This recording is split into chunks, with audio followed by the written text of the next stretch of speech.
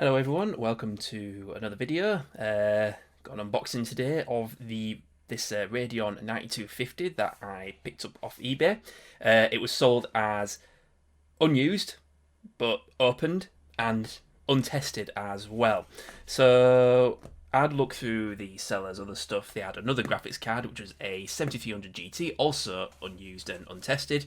But it looks like they were just having a clear out, so I gave them a benefit of the doubt and put a bid on, and won this for just short of £10, as well as the 7300 GT as well, which we'll look at in another video.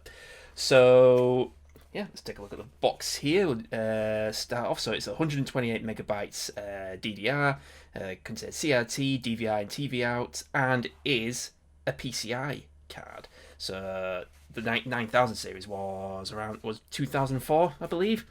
So this is quite unusual to have a PCI card around that time when PCI Express was just around the corner. But you know, I guess it was I'm gonna hazard a guess it was a budget card of its time. So blurb here: highly evolved and extremely programmable Club 3D Radeon 9250 series opens a stunning new world of immersive gameplay for PC enthusiasts, powered by high-performance features including a quad-pipe architecture. The future-friendly Club 3D Radeon 9250 series of visual processors delivers a dazzling visual experience, with/without smooth vision. As shown in this game environment, the image gets a major upgrade when smooth vision is enabled on the Club 3D X300 graphics card. X300? What are you on about? Did they just use this box for other models as well? So that's irrelevant. Because that's referring to another card, X300.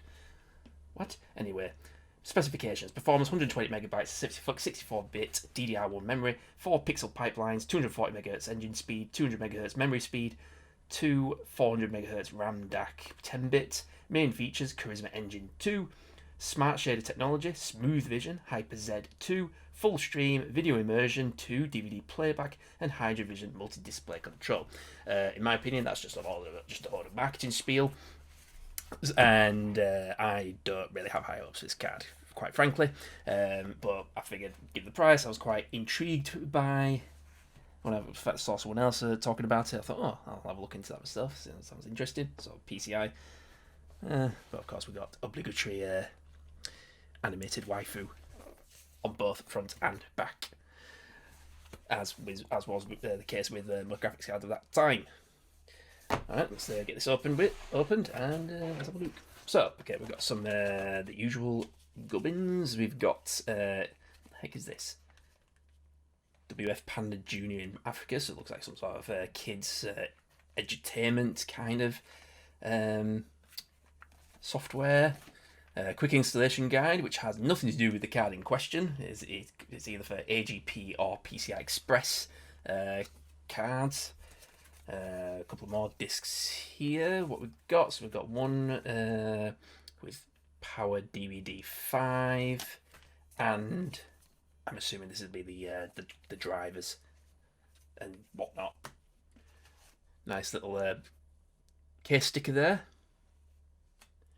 We also have a DVI to VGA adapter, even though the card does have DVI and VGA. I'm guessing if you want to have dual monitor outputs, and also some cables for the composite. They've got a composite cable for TV and one for the S-Video 2 composite adapter, and of course the card itself. There we go. So you can see, yep, DVD, S-Video, VGA, and it's a PCI card.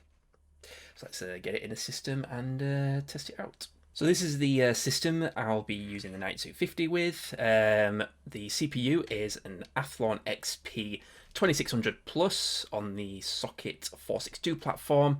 We also have 512 megabytes of DDR RAM. The sound card is a Sound Blaster Audigy.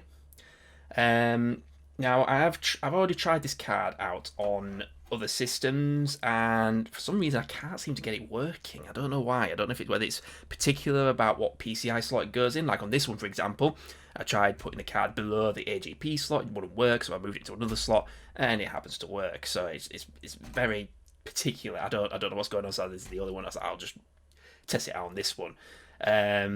So in terms of benchmarking, I tried this out with 3D Mark 2001. We got a score of 3,982. To put in that perspective, that actually came out lower than the compact laptop I tried a few videos back, as well as the Mac Mini. Yeah, the Mac Mini as well. They scored about between 4,000 and 5,000. So it doesn't really bode well for this system, but you know, we could be surprised. So let's check out some games. Starting off with Clive Barker's Undying, 1024 by 768 in 32-bit colour. We're getting around 50 FPS with the odd frame drop here and there.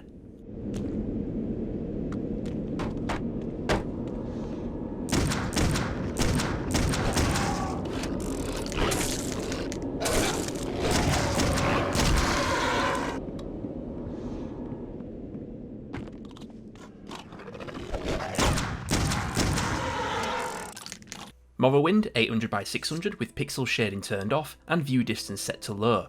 The frame rate is a little all over the place, but we're probably averaging around 40 FPS.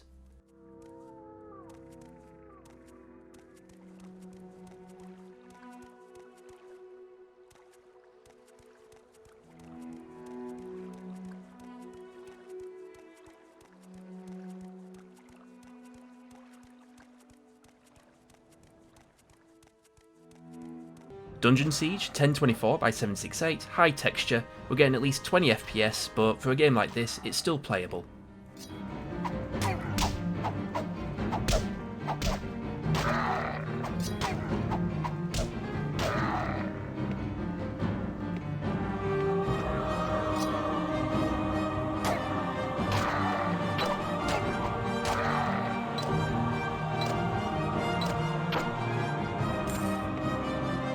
This is Command & Conquer Renegade, a first-person shooter spin-off of the renowned RTS franchise, released in 2002. At 720p, low settings, we're seeing frame rates of between 35 and 60 FPS, depending on how much activity there is on screen.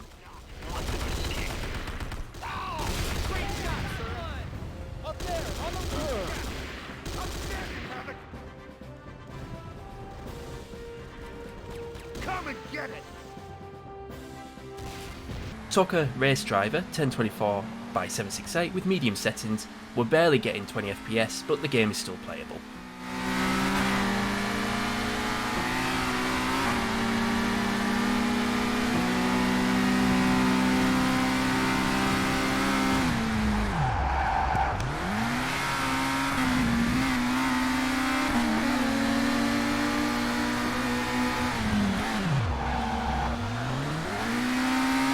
Star Wars Jedi Academy 800 by 600 with the high preset.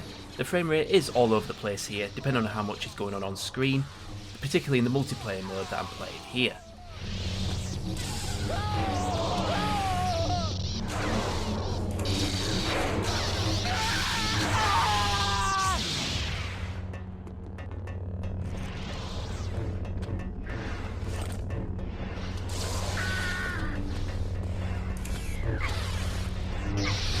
Need for Speed Underground, 800 by 600, medium settings, we're getting a consistent 31 FPS with the occasional dip here and there.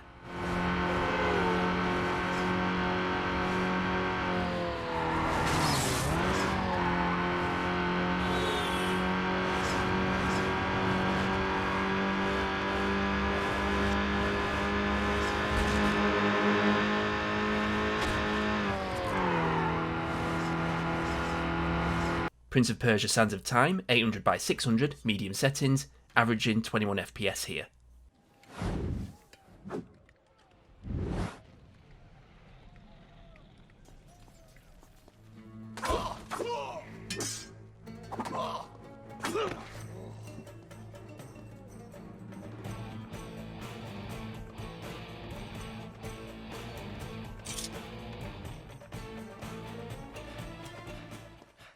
Unreal Tournament 2004, 1024 by 768 with the default settings where most are set to medium, we're seeing an FPS of around mid-20s.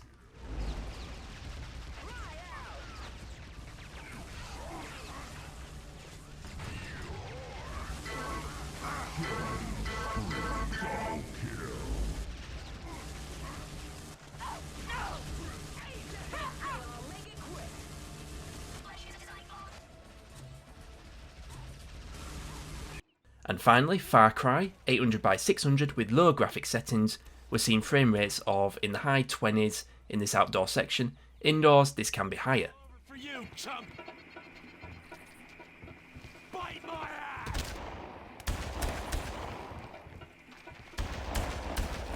You're gonna wish you were okay.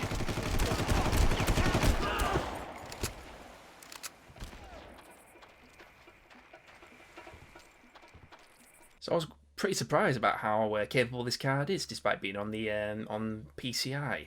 I mean, obviously with games for its time and newer games, like going towards 2005, 2006, it's not going to be very capable. But with older games, works absolutely great. I'd guess given how cheap these go, I mean PCI versions are quite rare. If you go on eBay looking for these, you typically find AGP cards, but even so, they can be quite cheap. Talk around £10 depending on their condition. But even so, if you find a PCI one, it's because it's got DVI. You could use it for maybe like older PCs, for capturing through HDMI if you get a DVI to HDMI converter. But yeah, I mean for the price, can't really complain. So yeah, that's all for this one. Leave a like and subscribe if you haven't done so already if you enjoyed this kind of content, and I shall see you in the next one.